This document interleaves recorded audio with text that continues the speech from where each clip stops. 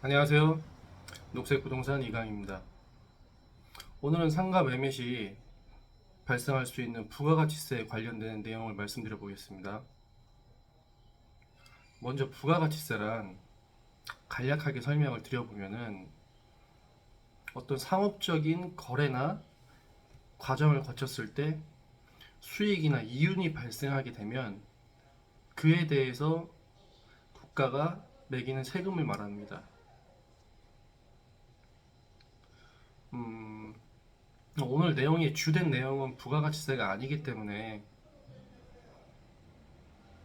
간략하게만 이 정도로만 설명을 드리고 다음번에 부가가치세에 대해서 한번 자세히 다뤄보는 시간을 가져보도록 하겠습니다. 부가가치세는 사실 되게 어려운 세금이고 되게 복잡한 세금이에요.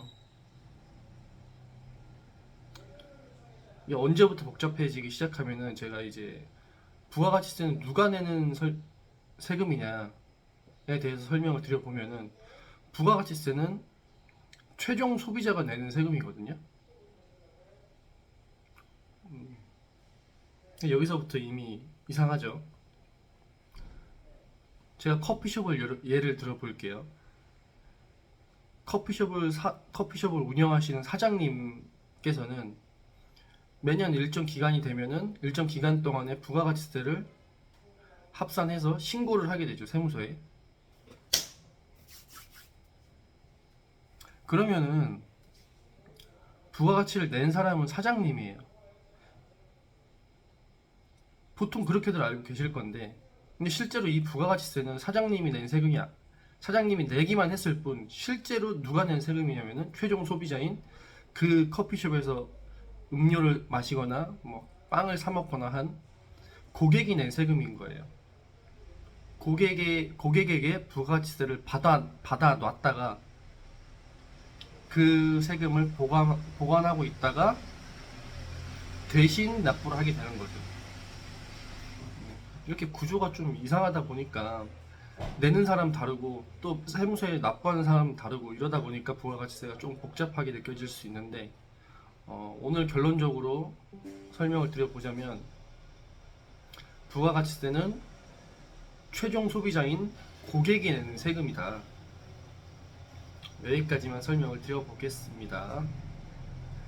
그러면 이제 부가가치세는 보통 10% 일반 과세자인 경우에는 10%만 내는 부분에 대해서는 뭐 너무나 잘 알고 계실 거고 오늘 얘기하려고 했던 주제에 대해서 제가 설명을 드려볼게요.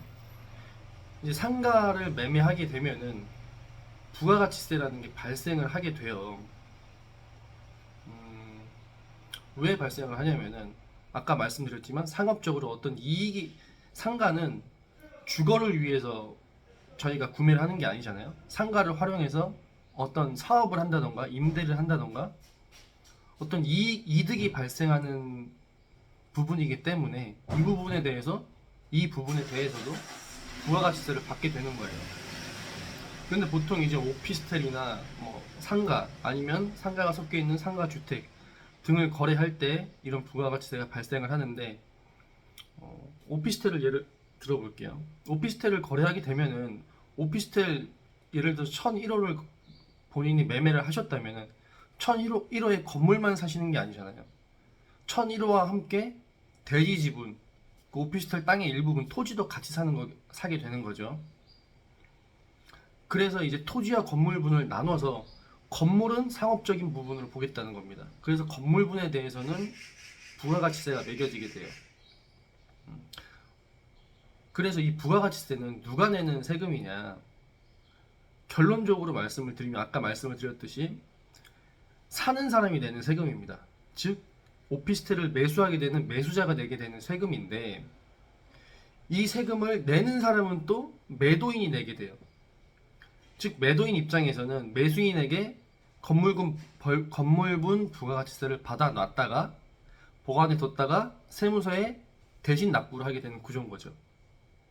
그런데 여기서 이제 제가 부동산을 거래하면서 종종 실수가 생기는 부분이 어떤 부분이냐면은 건물에 대한 부가가치세 부분을 생각을 안 하고 있고 그거를 계약서에다가 표시를 안 해주게 되면은 매매 대금에는 부가가치세가 포함된 것으로 보기 때문에 매도를 한 매도인 입장에서는 부가가치세를 내라고 세무서에서 연락이 오겠죠.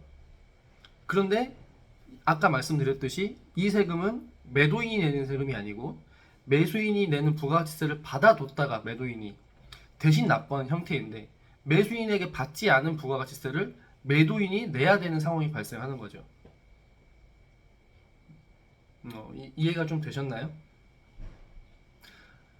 그러다 보니까 이런 매도인 입장에서는 이런 부분을 뭐 거래를 도와준, 중개를 해준 부동산 입장에서 챙겨주지 않고 본인도 이런 지식이 없었다면은 손해가 발생하게 되는 거죠.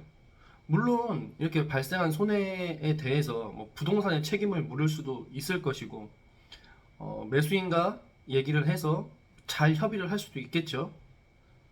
그런데 사실 현실적으로 매매 거래가 모두 좋게만 끝나는 것도 아니고, 그리고 돈이 오고 간 다음에 나서 다시 금액에 대해서 얘기하는 부분은 이게 정말 쉽지가 않거든요.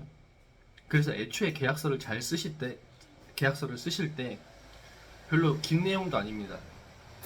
특약 사항에다가 건물분 부가가치세는 별도이다 라는 한 줄만 넣어주시면은 이런 번거로운 일 없이, 피해 보시는 일 없이 매매 계약하는데 매매 계약을 잘 진행하실 수 있을 겁니다. 오늘 설명은 여기서 마치겠습니다.